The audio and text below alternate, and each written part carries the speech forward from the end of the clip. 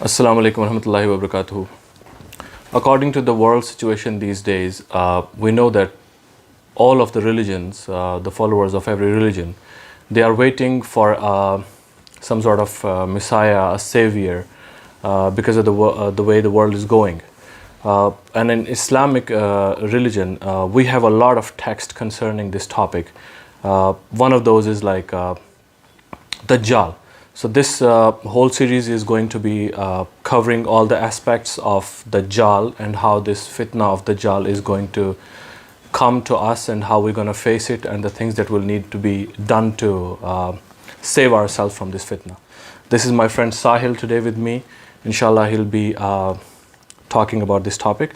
Sahil, assalamu alaikum. I will start off with my first question that we know that all the prophets that came to the humanity all had one agenda, which was like Tawheed, Risala and Akhirah.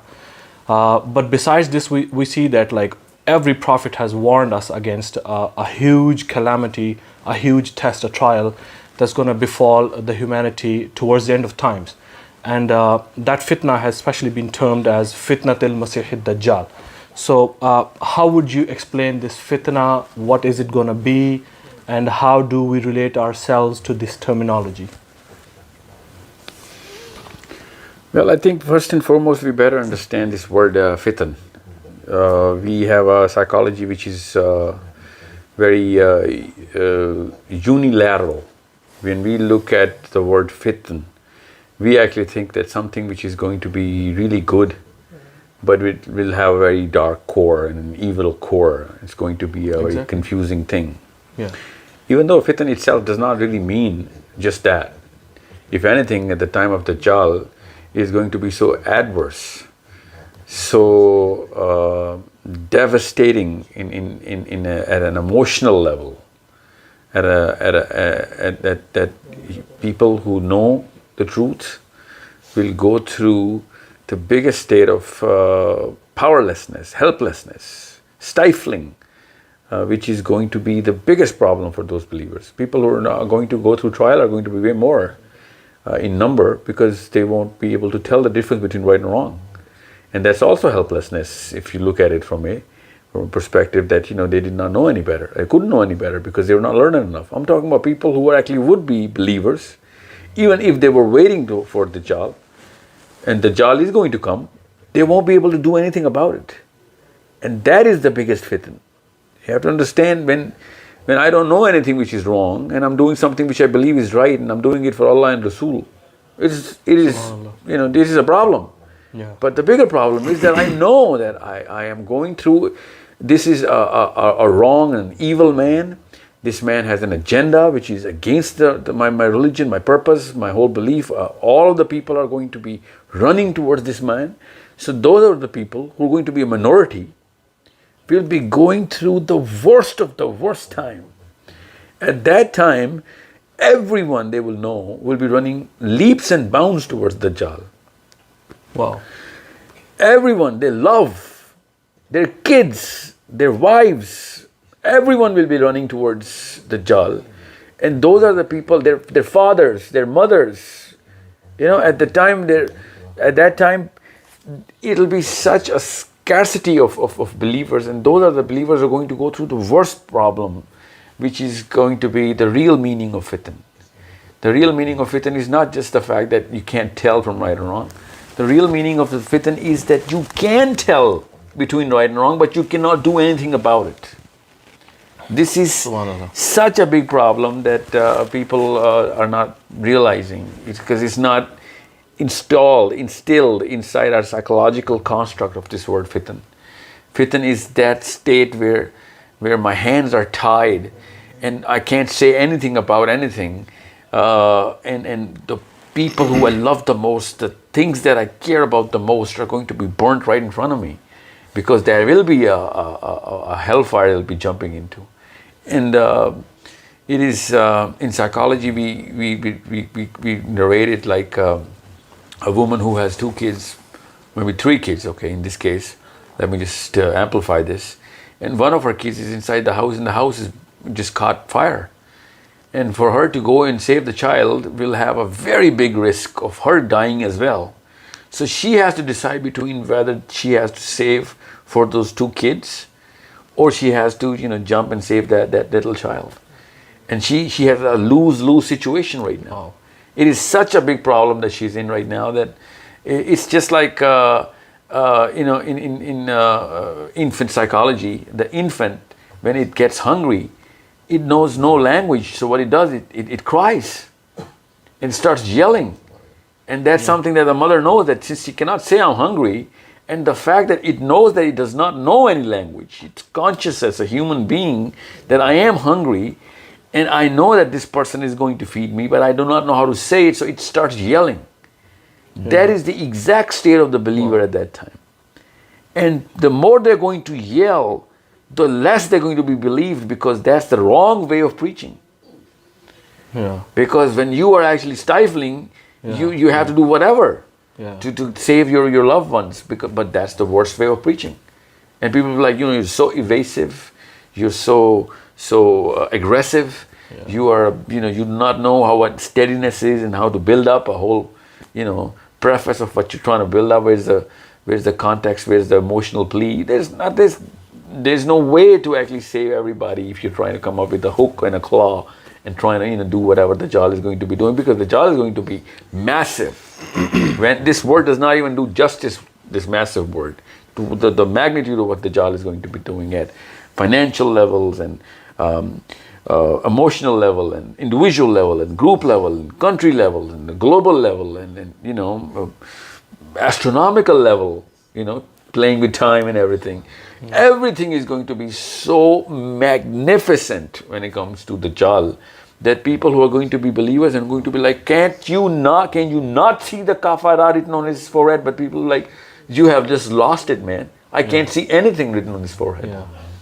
Imagine your son saying this to you, that daddy, you've lost it. What's wrong with you? You're so biased. You're such a Molvi. You're such an extremist that you're not seeing that this is the biggest solution to the bigger problems that we have. And they could be saying that this is real Jesus Christ in flesh and bone, in spirit and in message.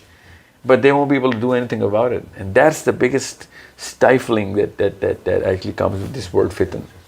And this is something which people are not realizing, that the more knowledge that they gain, the bigger fitan it is going to be, because the number of people who are not going to be knowledgeable, which is still true, it was true till since ever, forever, that most of the people do not have the knowledge. So those people will be banking towards whatever is the savior at that point in time, and people with some sort of wisdom will know that there's something fishy, if not everything, that they will have some sort of hints that there is something missing in this version of Jesus, or the timing of, or the way is the whole pattern that people are going to be seeing at some level, because kafara on the forehead is too big of a sign. Too big of a sign. That's not a fitan.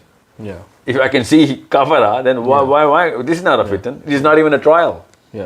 This is not in any meaning of the word fitan. Of helplessness and powerlessness, or of confusion. If I can see kafara written on somebody's head, I'm sorry, he can turn the whole sun into something else. Not like, dude, I'm sorry, but there's something on your forehead, man. Because I read about this very thing. So I know it's raining because you just said kun.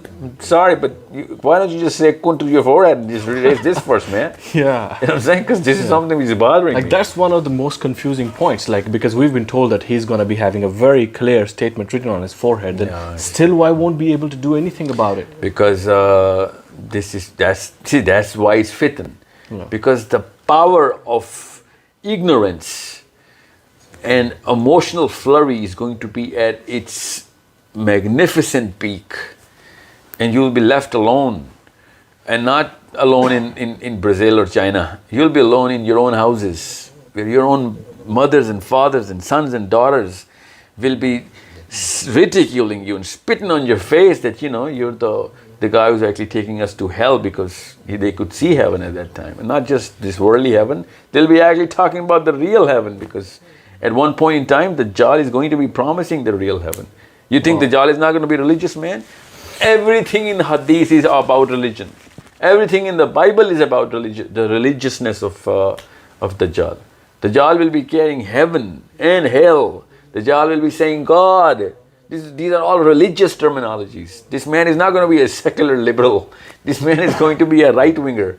This man is going to be a rabbi or a priest or a Maulvi for all we know. This man is going to be a prophet in his own claim. So he can't be talking about sin. No one who wants to go do some party will be going towards the Dajjal. People will be actually going towards a salvation. Wow.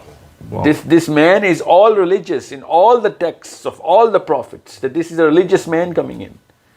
You know, I'm not even talking about those right-wingers who are right-wingers in this current political arena. We all know they're not religious people. Donald Trump represents the right wing. Yeah. Pakistan has a right-winger party before this one. Yeah. So, and even this one claims to be. But the point is, these are not religious scholars.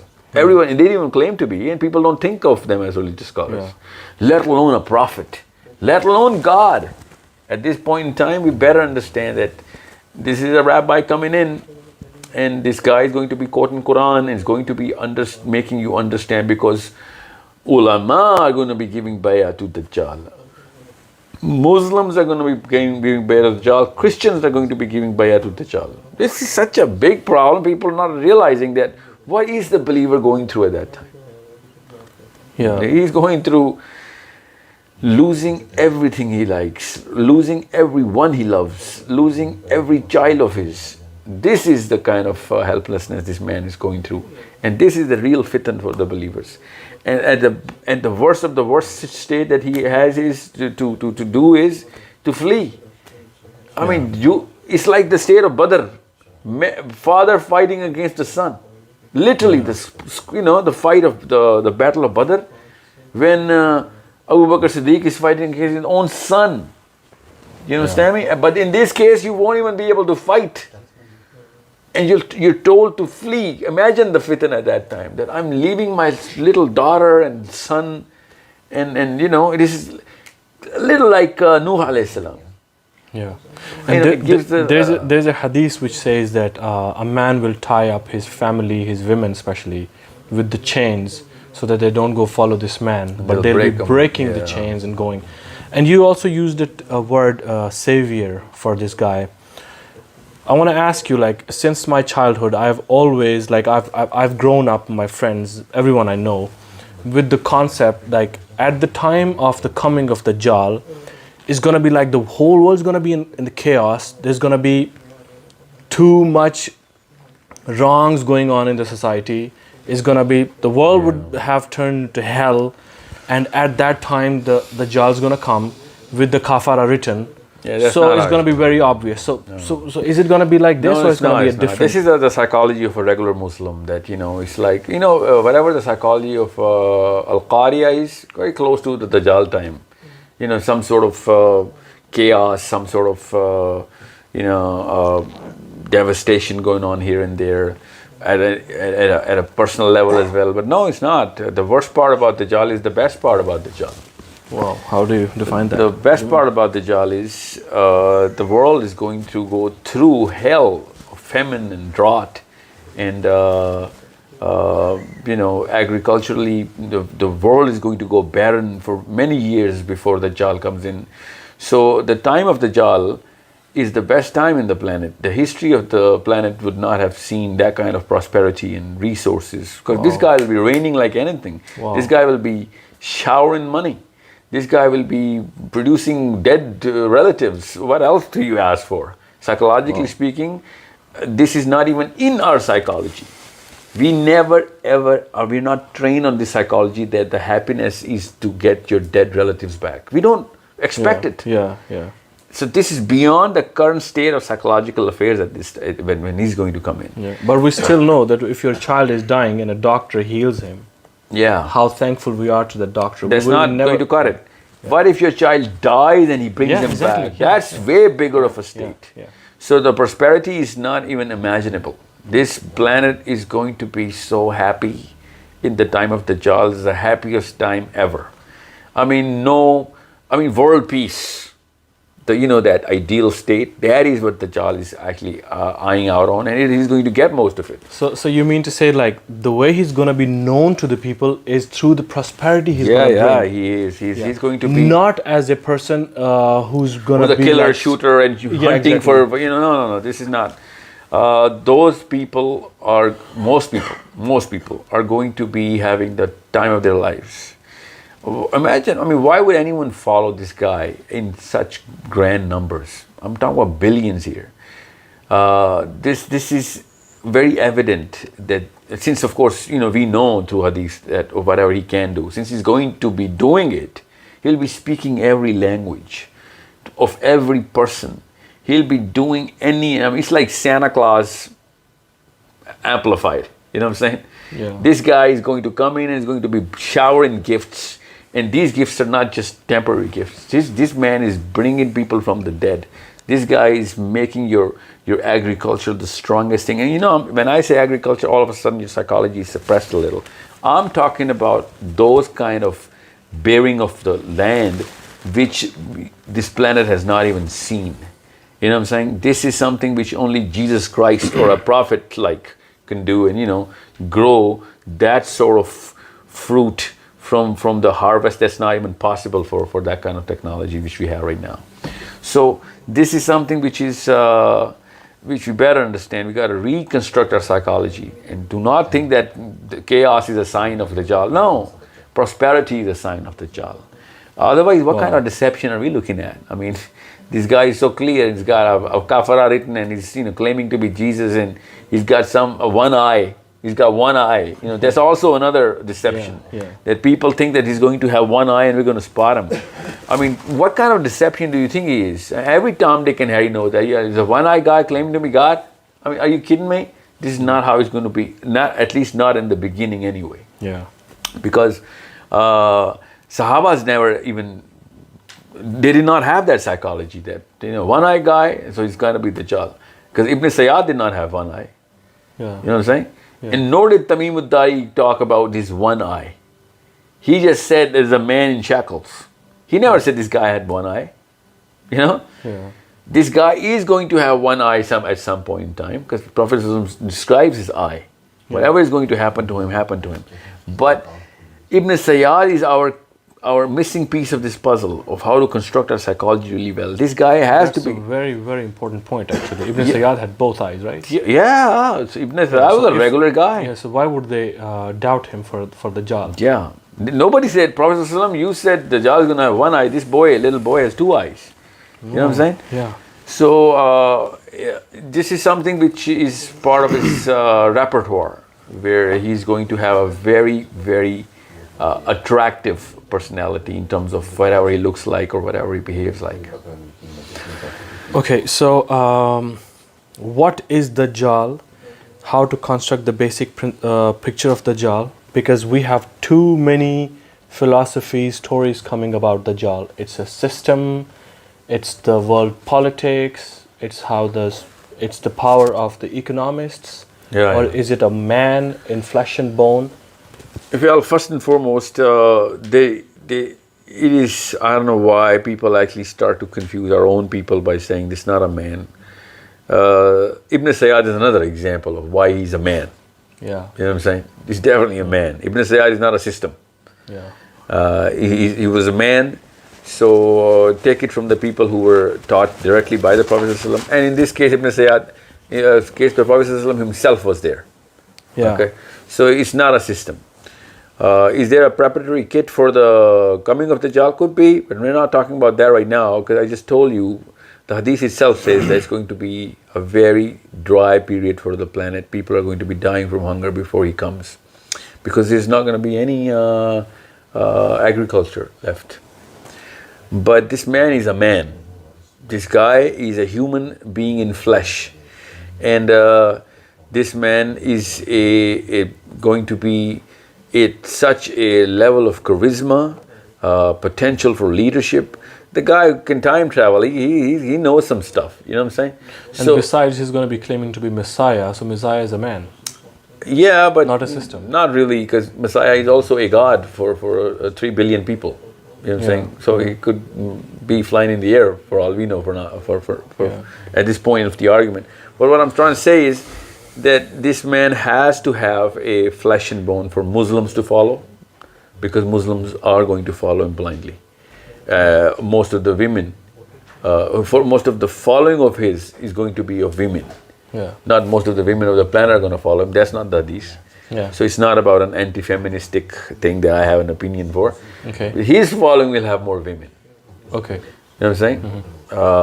So what I'm trying to say is that this guy has to be a charismatic leader with a lot of leadership capabilities, which are going to be manifested literally on his everyday persona, and he's going to have a lot of attraction in terms of his spirituality. He will be very correct in doing whatever he's going to be doing.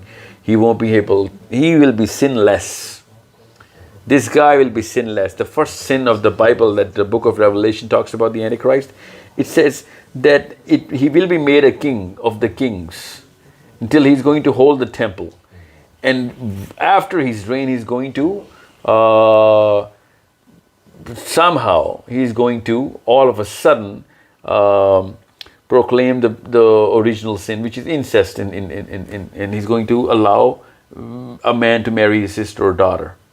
And that's the first strike on the temple and the church, and that's where the declaration of Antichrist is going to come in, which means also in the Bible and in the Hadith that this man is going to be better than the Pope, better than any rabbi, better than any scholar that we have of Islam.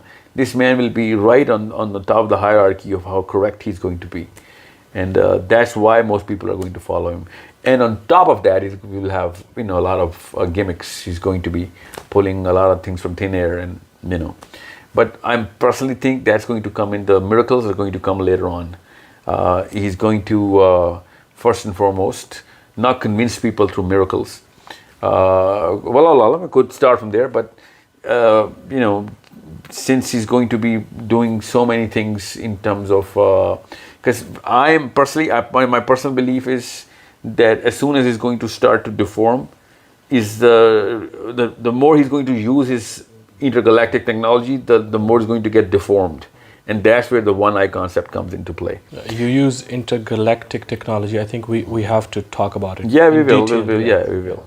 But this guy who is going to come up with some sort of all the sorts of political solutions and financial solutions, and he's going to be really eloquent. People will be drooling over his speeches, and he will make things happen. It's not like that, It's not going to be like Obama or Putin or whatever leaders, or Mandela, where they actually look for the majority of the people. He will be looking at all of the people. Yeah. Mandela looked for the South African black race. Trump or Obama is for the Americans. Yeah. Putin was for the Russians. Yeah. There is no global leader right now. We don't even have a psychology for a global leader. This is the first time this global leader is going to come in and start to join every religion together, just like the Pope tried to do once, and he was deemed as the Antichrist, because it is a psychological construct of the Christians that he's going to first and foremost come up with a unification plan. But we should also, as Muslims, know that this guy is going to come up with awesome solutions. Even we Muslims do have a unification plan regarding the Jesus Christ, for his second coming. Yeah, he's going to come then. Let's talk about that in good time as well, because that's a misconception that we have. We are going to be allied with the Christians and some Jews, but those are going to be the smallest minority from the sects of Christianity and Judaism. Yeah, but that's very common. We think that he's gonna, all the religions are gonna come under one umbrella. That's the kind of under Dajjal as well as Isa alayhi salam. Yeah, but in the first instance, Dajjal is going to be ruling for most of the time of his own time before Isa comes in and kills him. Yeah. But Isa is not going to live under the rule of Dajjal. Isa comes in, and the first thing he does is he goes after Dajjal. Yeah, but this man is also going to be claiming to be Isa before the real Isa comes. Right? Yeah, well, that's my opinion, because the dream of the Prophet ﷺ is so clear about what Dajjal was doing in the dream. When the Prophet ﷺ dreamt that he saw Isa ﷺ doing a tawaf in the Kaaba, and with his hands on the shoulders of two different people, and they were helping him. And all behind him, the Prophet ﷺ said that I saw Dajjal literally mirroring Isa alayhi salam and doing the tawaf in the Kaaba. So that means that Dajjal is going to do whatever Isa alayhi salam did in his first coming, and he was just mirroring him to know what kind of knowledge and what kind of attributes Isa alayhi salam carried through divine means of Allah subhanahu wa ta'ala. This guy is going to have that access through all the other means, and even if they are divine by Allah subhanahu wa ta'ala, they're just as a tester or trial for us. So he will come as Isa alayhi salam. I'll tell you why I think like that, because as soon as he comes as Isa alayhi salam, he will have 4.5 billion people following him instantly, because those 4.5 billion people are waiting for Isa alayhi salam. Secondly, I just don't make up opinions because of some sort of rationale I have. Surah Kahf, the first 10 ayahs are against the Trinity and the concept of us thinking that God has a son. And the fact that those are the most recommended ayahs by the Prophet ﷺ, that literally kills this very concept of people thinking that God has a son, which is Jesus. So the other option is he comes as Uzair alayhi salam, which can be true as well for all we know, but because it's going to come from the Jews, and Uzair alayhi salam is the same concept in Jews, which is in the Christians about Jesus, Isa alayhi salam. So the question is, since he has a 4.5 billion people army already, so he might as well just pull this card out first. And since the Prophet ﷺ said your Lord is not one-eyed, that means, we'll talk about the one eye, but he is going to claim as Lord, and the only prophet that is deemed as Lord is Jesus. So this also means that there's a lot of probability that he is going to come as a second coming of Jesus first. And then this is why, in my opinion, of course, Jesus Christ himself comes back in and kills this guy. Because if he were coming as Musa or Ibrahim, then the second coming of Ibrahim or Musa would have been done. This is how the loop is closed. So Isa alayhi salam comes in to tell everybody that this is what real Jesus looks like, and this is what real Jesus acts like. And this is the closing of the loop, and this is why Allah subhanahu wa ta'ala has kept him in the heavens of wherever he's keeping him, so that when Isa alayhi salam comes in, the first thing he does is to fulfill the need of his second coming, which is to get that deception out of on his name, which billions of people are following. All of a sudden, when Isa alayhi salam is going to come, and we know through hadith that Isa alayhi salam is not going to reclaim his throne by just convincing people that, hey, I'm the real Isa. He's just going to go in for the kill. Okay, so I do have a question about like the second coming of Jesus, because we have among Muslims an opinion that it's not the same Jesus, it's another man, or it's just a term like that. But I guess that's not the topic. The topic is about Dajjal. No, it's not. Even if some people think that, because there is link to Dajjal, because that is going to add to the fitan of Dajjal. Those are the people who be like, no, there is no second coming of Jesus. So when Jesus is going to come in, they'll be like, both are the same for us, man. You're also as wrong as the first one. So it's a bigger fitan. Us not believing in Dajjal as Isa or the Lord is as much of a fitan as when Isa is going to come in and we're like, no, you're not as Isa. So this is a problem. It's a big problem. That's helplessness, as you speak. How are we going to determine? So we will have to see both of them together. And the hadith says, as soon as Dajjal is going to see Isa alayhi salam, from his breath and from his sight, Dajjal is going to start to melt. So he doesn't even have to kill him. Just has to be there, and Dajjal is going to die. Wow. So this is what that's a lot like a comic, mythical kind of concept. Like he's gonna melt and stuff. We'll talk about that in the we'll talk about it. Because I believe there's a science behind everything that happens. So it's better we understand it in a better psychological and scientific manner. Okay, my next question is going to be, what have we been given to fight against this fitna, the fitna of Dajjal? Legs. As Muslims. Legs. That's the only thing we've been given. Because the Prophet said, do not fight. You cannot fight. Only a prophet is going to come in, and if it were in my time, I would have killed him. Yeah. But since he's going to come in the time of Isa alayhi salam, only he is going to kill him. Yeah. And anybody who starts to become over efficient and tries to play smart against the Dajjal is the first guy is going to go to fall for the deception. Yeah. So legs, fight. Flee. That's a direct order from the Prophet ﷺ. So it's not even up for debate. Subhanallah. Yeah. The biggest believers will not be like trying to save people from the deception of the Dajjal. Wow. As soon as they're going to find out, the right believers will be like, grab everybody you can and just run. That's actually really hard to even imagine. Leaving your family in the That's why destruction. we started with helplessness. That's the... Yeah. And then we know that there's a special importance given to Surah Al-Kahf for the fitna of Dajjal. Yeah. Well, it's not special. That's the only tool that we have. Yeah. That's the only silver bullet for this werewolf. Besides having legs, Yeah. Well, let's connect legs and fleeing and going to the mountains with Surah Kahf. But Surah Kahf is a later part of how we are supposed to construct our psychology against the Dajjal. Okay. The first thing about Surah Kahf is that the surah is a part of 3 surahs. Okay. It's in a group, it's like a constellation. Yeah. Those 3 stars are shining really bright, and the Prophet ﷺ said to Mu'mineen that, like this, that Surah Isra, Surah Kahf and Surah Maryam, he put his fingers together and said, these are the 3 great surahs. So we have to look at Surah Kahf and by using this hadith as a very clear indication of how to construct our psychology around Surah Kahf. Otherwise, Surah Kahf is the... I'll tell you why I'm... let me just finish this first. If you do not understand Surah Bani Israel or Surah Isra, you won't be able to understand Surah Kahf really well. Because Allah subhanahu wa ta'ala, there are no accidents in the greater schema of Allah ta'ala.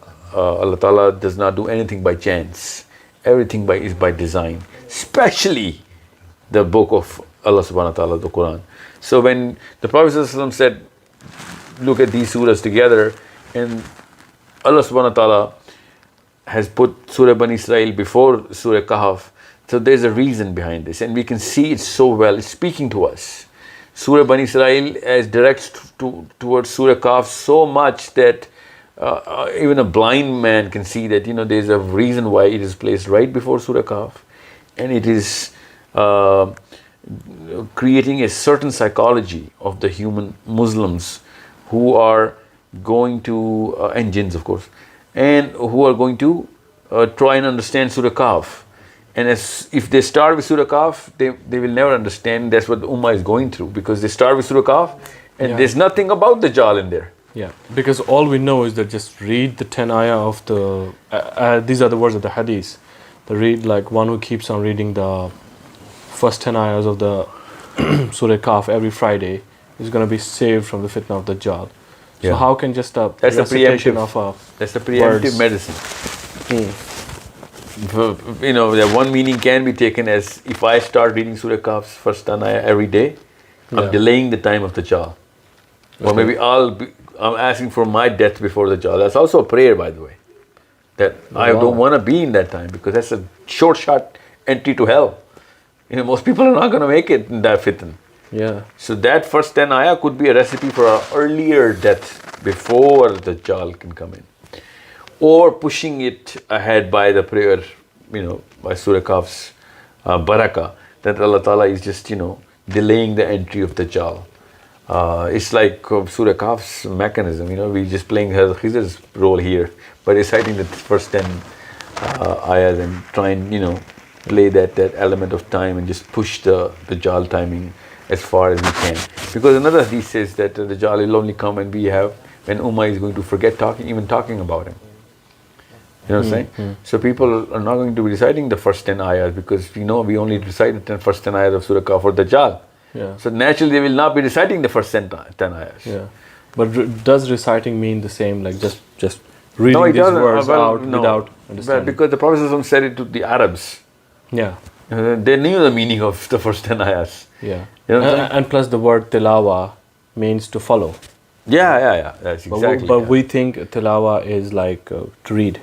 Yeah, plus the Imam Nawawi has given us a very good handle on this. He says there are certain keys in Surah Kahf, keys which are going to be for the people who actually have the insight. You mean keys to open the locks? Yeah, certain Okay. certain hints, certain structures inside Surah Kahf which are going to be for the people who can think and ponder over these, and they're going to find it. And he said they're going to find the solution towards what they can do for the times of the Dajjal, not the Dajjal. Of course, nobody can do anything against the Dajjal. So before we go to Al-Kahf, you're saying something about the relationship between these three surahs. So how is Bani Israel linked to Al-Kahf? What's special about Bani Israel? Psychology. In the context of Al-Kahf. Psychology of Muslim has to be built over Surah Bani Israel. I think this is the most important surah in terms of the psychological strength of a Muslim in the time of Dajjal. And what is the psychology Surah Bani Israel is creating? It is creating a very clear psychology that a Muslim should be casual about believing that time travel is a very normal thing. Time travel. Yeah, Surah Bani Israel talks about Bani Israel, another name is Isra al-Miraj. It's the night journey and ascension. Yeah. Okay. Because the surah starts with literally of how Allah Ta'ala is saying that we took our Prophet in the smallest part of the night towards the seven heavens and made him go through all of that journey. And made him see all of those great signs of Allah Subhanahu wa Ta'ala. Yeah, but there's a lot of controversy about this travel. Like you're saying time travel now. I would like you to explain it, expound on it more. But for